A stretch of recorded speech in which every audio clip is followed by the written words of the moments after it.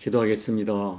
하나님 아버지, 세상이 받을 수도 믿을 수도 없는 이 하나님 말씀을 진리로 믿어지게 하시고 오늘도 그 말씀 붙들고 살게 하심을 감사합니다. 이 말씀에도 지혜가 부족하여 엎드려 싸우니 하나님 말씀으로 가르쳐 주시고 말씀으로 세상을 분별하며 말씀으로 세상을 이기는 우리 모두가 될 수 있도록 은혜 베풀어 주옵소서. 예수님 이름으로 감사하며 기도하옵나이다. 아멘. 마태복음 24장 37절부터 46절까지 우리 천천히 합독하도록 하겠습니다. 노아의 때와 같이 인자의 맘도 그러하리라. 홍수전에 노아가 방주에 들어가던 날까지 사람들이 먹고 마시고 장가들고 시집가고 있으면서 홍수가 나서 그들을 다 멸하기까지 깨닫지 못하였으니 인자의 맘도 이와 같으리라. 그때 두 사람이 밭에 있음에 한 사람은 데려가고 한 사람은 버려둠을 당할 것이요 두 여자가 맷돌질을 하고 있음에 한 사람은 데려가고 한 사람은 버려둠을 당할 것이니라. 그러므로 깨어있으라. 어느 날에 너희 주가 임할는지 너희가 알지 못함이니라. 너희도 아는 바니 만일 집주인이 도둑이 어느 시각에 올 줄을 알았더라면 깨어있어 그 집을 뚫지 못하게 하였으리라. 이러므로 너희도 준비하고 있으라. 생각하지 않은 때에 인자가 오리라. 충성되고 지혜 있는 종이 되어 주인에게 그 집 사람들을 맡아 때를 따라 양식을 나눠줄 자가 누구냐. 주인이 올 때에 그 종들이 이렇게 하는 것을 보면 그 종이 복이 있으리로다. 아멘. 예수를 믿는 우리들이 반드시 지켜야 될 이 믿음의 복음의 핵심 내용이 있습니다. 첫째, 우리는 하나님이신 예수님이 사람의 몸을 입고 오셨음을 믿습니다. 우리는 예수님의 동정녀 탄생을 믿습니다. 둘째, 우리는 예수님께서 우리 인간들을 죄와 사망의 저주에서 구원하시려고 우리 죄값을 대신 지시고 십자가에서 피 흘려 죽으셨음을 믿습니다. 우리는 예수님께서 십자가에 피 흘려 죽으심이 바로 나의 죄를 대속하신 죽임임을 믿습니다. 셋째, 우리는 예수님께서 십자가에서 피 흘려 죽으신 지 3일 만에 부활하셨음을 믿습니다. 또한 우리는 예수님의 부활을 믿을 뿐 아니라 우리도 예수님처럼 영광스럽게 부활할 것을 믿습니다. 넷째, 우리는 예수님의 재림을 믿습니다. 예수님께서 역사의 마지막 날에 세상을 심판하시고 세상을 새롭게 하시기 위하여 재림하실 것을 수없이 약속하셨습니다. 우리는 약속대로 주님 오실 것을 믿고 사모하며 기다리는 사람들입니다. 우리는 바울이 말한 것처럼 성경대로 예수님이 오셨고 성경대로 예수님이 십자가에 죽으셨고 성경대로 예수님이 부활하셨고 성경대로 예수님이 재림하실 것을 믿는 사람들입니다. 이것이 우리 믿음과 복음의 핵심입니다. 어제 말씀드린 대로 예수님께서는 마태복음 24장에서 예수님 재림 이전에 일어날 여러 가지 징조에 대하여 자세히 말씀하셨습니다. 말세 징조들은 1세기부터 있었어요. 그러나 중요한 것은 지진, 전쟁, 기근, 전염병, 거짓 선지자와 이단의 어떤 극성, 천재지변, 인간관계 냉혹함, 타락, 기독교의 거부와 박해, 이런 말세의 징조가 세월이 가면 갈수록 더 빈번해지고 강도가 심해지고 있다는 것입니다. 이렇게 빈번하게 나타나는 징조들이 우리에게 던져주는 메시지가 있습니다. 종말이 점점 가까이 다가오고 있다는 것이죠. 역사의 종말만이 아닙니다. 우리 개개인의 종말도 반드시 있고 그리고 점점 가까이 다가오고 있습니다. 언제 어떻게 찾아올지 모르지만 분명한 것은 우리 개인의 종말이 점점 가까워지고 있습니다. 그러므로 우리는 역사의 종말이든 개인의 종말이든 그 임박성을 의식하며 진지하게 깨어서 신앙생활 해야 합니다. 오늘 예수님 말씀에는 여러 가지 비유가 등장해요. 노아 이야기가 있고요. 그 다음에 두 사람이 밭에서 일하다가 한 사람을 데려가고 한 사람은 버려둠을 당한다 하십니다. 두 여자가 맷돌질을 하다가 한 여인은 데려감을 당하고 한 여인은 버려둠을 당한다 하십니다. 또한 주인께 받은 사명을 깨어서 충성되게 감당하는 사람은 생각지 않은 시간에 주인이 다시 오더라도 크게 복을 받을 것입니다. 그러나 주인이 더디 오리라 생각하고 먹고 마시며 살던 종은 생각지 않은 시간에 주인이 오면 주인에게 큰 벌을 받고 쫓겨나서 슬피 울며 이를 갈게 되는 엄청난 고통에 처할 것을 경고하십니다. 결국 오늘 예수님 말씀의 핵심 내용은 그날을 준비하라는 거예요. 43절 말씀처럼 주님이 도적같이 오리라 말씀합니다. 이 예수님의 말씀의 의미는 갑자기 닥쳐오는 예측 불가성을 말씀합니다. 그러니 언제 올지 모르니 항상 준비하고 있으라. 자, 44절을 다시 한번 읽어볼까요? 이러므로 너희도 준비하고 있으라. 생각지 않은 때 인자가 오리라. 저는 이 마태복음 24장, 특히 25장 계속 넘어가면서 이 비슷한 비유가 반복되는 이유가 뭘까를 생각했는데 사람들이 설마 하고 믿지 않는 거예요. 이런 아무리 얘기해도 준비하지 않는 것입니다. 그래서 오늘 예수님께서는 42절에서 깨어있으라 말씀하시고 44절에서 준비하라 명령하세요. 그렇다면 주님의 재림을 진짜 믿는다면 우리가 무엇을 준비하고 주님을 기다려야 할까요? 첫째, 예수님 재림을 믿는 사람은 구원의 방주를 준비하며 살아야 됩니다. 주의 재림을 믿고 기다리는 우리들에게 가장 중요한 것은 구원의 방주예요.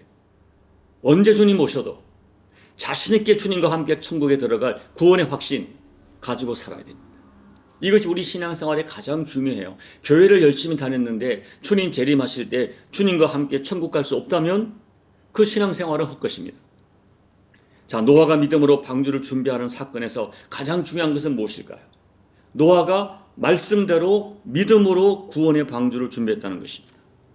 사실 여러분, 하나님이 방주를 명령하실 때 당시 사람들의 상식과 지성과 이성의 방주가 맞지 않습니다. 지금 농구장 크기의 20배가 넘는 어마어마한 크기의 배를 산 위에 만든다?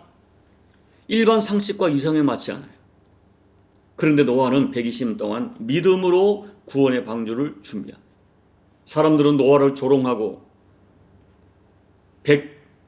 먹고 마시고 장가들고 시집가며 즐기며 120년을 살았어요. 그런데 노아는 사람들의 조롱에도 불구하고 믿음으로 묵묵히 120년 동안 내가 구원받을 방주를 준비합니다. 그 믿음이 자신과 가족을 구원했어요. 히브리서 11장 7절 제가 읽어드릴게요. 믿음으로 노아는 아직 보이지 않는 일에 경고하심을 받아 경외함으로 방주를 준비하여 그 집을 구원하였으니 이로 말미암아 세상을 정죄하고 믿음을 따르는 의의 상속자가 되었느니라. 믿음으로 보이지 않는 일에 경고를 받아 경외함으로 방주를 준비했다. 여러분, 출애굽기에서 죽음의 사자가 애굽을 심판하는 그날 하나님이 명하신 것은 오직 하나, 어린 양의 피를 준비해서 자원문설주와 임방에 바르라. 이건 그 당시 종교인들의 상식에 맞지 않아요. 그러나 하나님은 그렇게 말씀하시고 오직 그 발라진 어린 양의 피만 보고 구원하겠다. 그 피 아래 있으면 어떤 사람 누구라도 구원하겠다 말씀하세요. 이 단순하지만 사람의 생각으로 어리석어 보이는 그 말씀을 믿고 어린 양의 피를 바른 모든 사람은 구원받습니다. 우리 성경은 세상 죄를 지고 가는 어린 양 대신 예수님께서 십자가에서 흘리신 대속의 피 외에는 죄인이 구원받을 다른 길도 다른 방법도 다른 이름도 없다고 분명하게 말씀하십니다. 오직 예수님이 십자가에 흘리신 피가 나를 구원합니다. 그러나 예수님의 피는 당시 종교인들의 상식과 이성에 맞지 않아요. 그래서 성경은 말하기를 십자가의 도가 사람들에게는 미련한 것이라, 사람들은 말도 안 되는 것이라고 이야기했어요. 그래서 자꾸 예수님의 십자가를 믿지 않을 뿐 아니라 예수님의 십자가 피가 뭐가 부족한 것처럼 자꾸 인간의 행위를 보태는 것입니다. 이것을 다른 복음이라고 말해요. 그러나 하나님께서 세상을 심판하실 종말에 우리 인간을 구원하는 하나님의 법은 오직 하나, 예수님의 십자가의 대속의 피 외에는 다른 길, 다른 이름, 다른 방법이 없다고 정확하게 말씀합니다. 그러므로 예수님의 재림을 종말을 준비하는 사람은 반드시 예수님이 흘리신 십자가의 대속의 피를 믿음으로 굳게 붙들어야 돼요. 그 피를 찬양하고 그 피를 붙들고 예수님의 십자가 외에는 소망이 없는 나의 죄인됨을 고백하며 예수님을 붙들어야 됩니다. 여러분, 십자가 없는 종말이 진짜 저주와 비극입니다.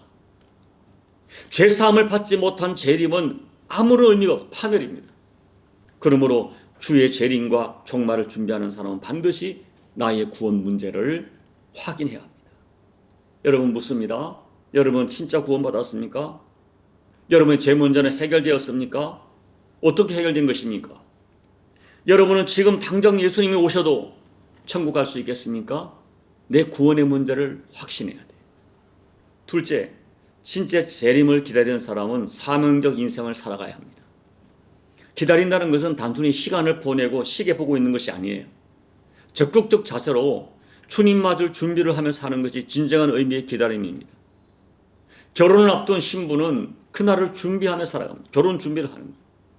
본문에 등장하는 이 사람들은 보세요. 같은 생애를 받았습니다. 같은 장소, 같은 시대, 같은 시간을 받았고 같이 노동의 여건을 받았습니다.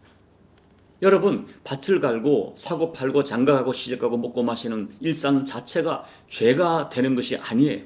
문제는 내가 왜 생존하느냐, 내 생존의 목적과 생존의 가치와 내용과 방향이 어디 있느냐 하는 것입니다. 우리가 이 성경 전체 내용을 요약해 보면 이렇게 정리하죠. 어떤 사람은 주를 위하여 밭을 갈고 맷돌을 돌리고 시집가고 장가갑니다. 어떤 사람은 오직 자기 육체와 자기 번영을 위하여 밭을 갈고 맷돌을 돌리고 시집가고 장가갔습니다. 이 사람들은 같은 시대에 같은 노동을 했지만 인생을 살아가는 가치가 달랐고 목적과 내용과 방향이 완전히 달랐어요. 예수님 비유에 나오는 이 사람들은 같은 장소, 같은 시대, 같은 일에 공생공존했지만 생의 목적과 내용과 방향과 노동의 가치와 내용이 완전히 달랐어요. 그래서 그들의 인생 결론도 완전히 달라지게 되었습니다. 여러분, 오늘 우리가 살아가는 세상은 두 세계가 공존합니다. 신자와 불신자가 공존하며 살아갑니다.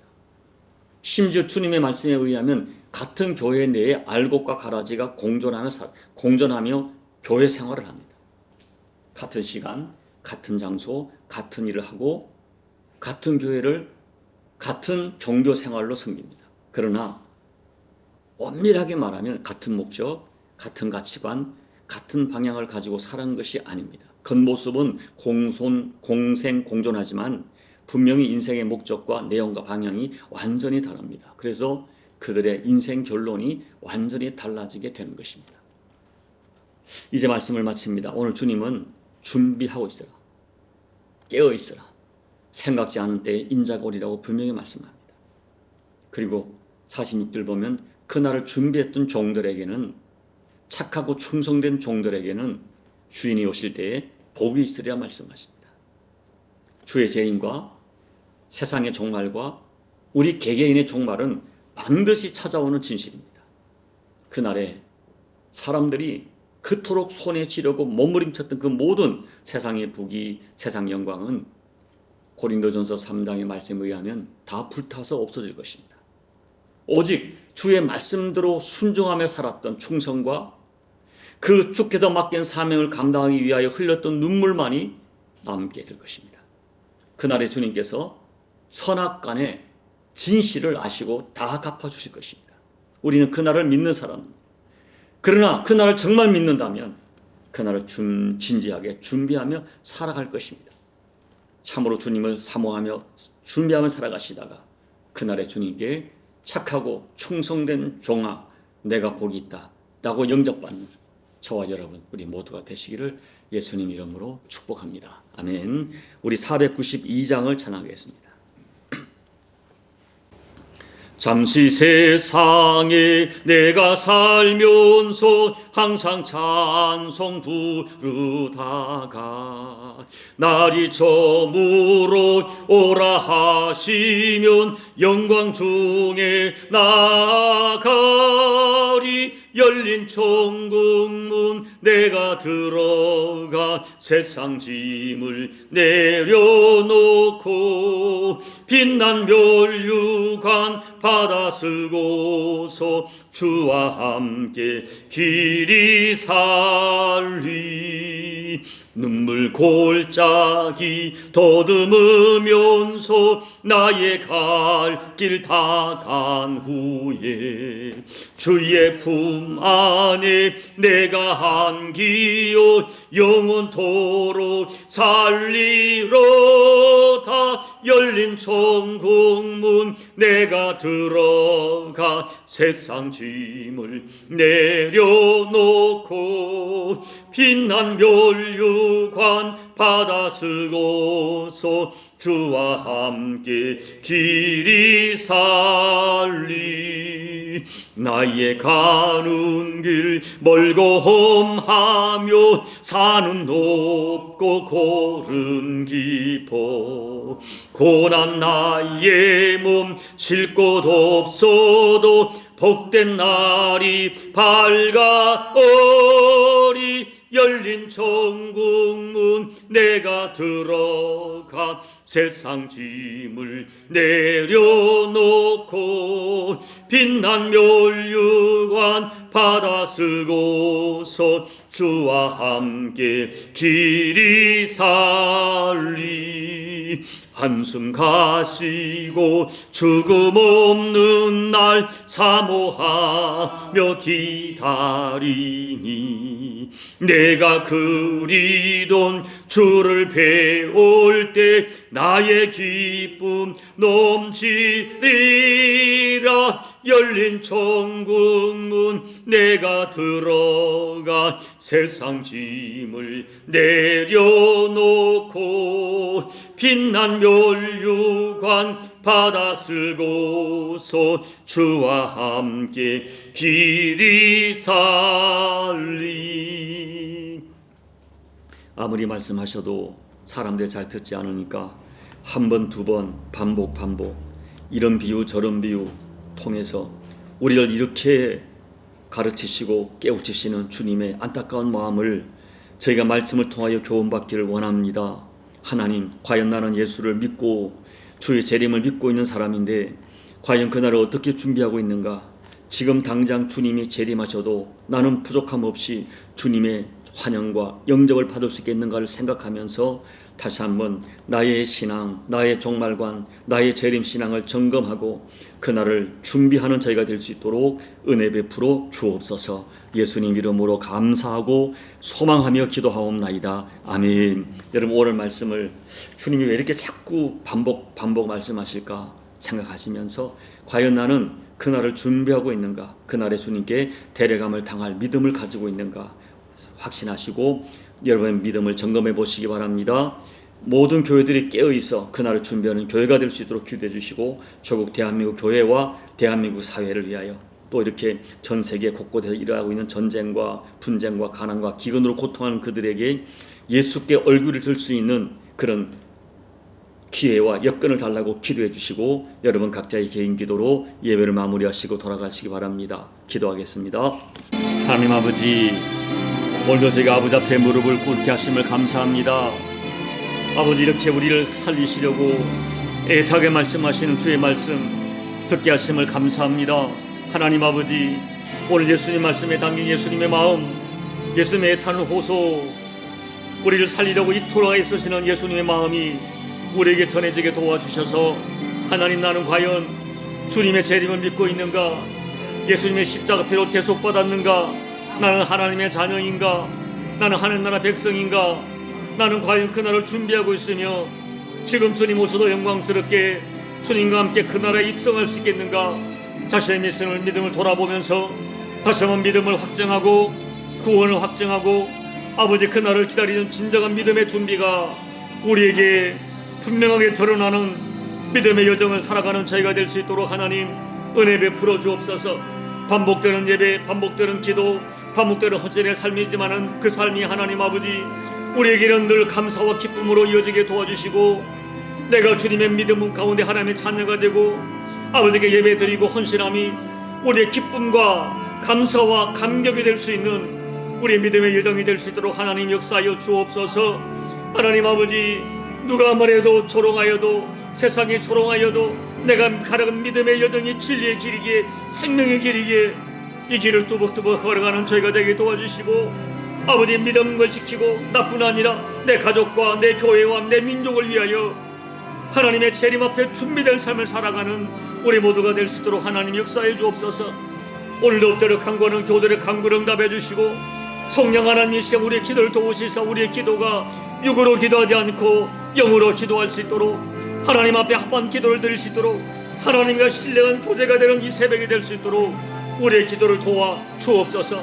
하나님의 세밀한 만지심과 세밀한 응답하심을 체험하고 하나님으로 예수로 성령님으로 감사 기쁨 아버지의 응답의 역사를 체험하는 복된 새벽으로 은혜 베풀어 주시옵소서. 오 주님을 찬양합니다. 주님의 십자가 대속을 믿고 확증하고 찬양합니다. 우리를 위해 다시 오실 예수님을 기다립니다. 기다림의 소망이 우리에게 실제가 되고 감격이 되고 감사가 될 수 있도록 아버지 하나님 은혜 베풀어 주시옵소서.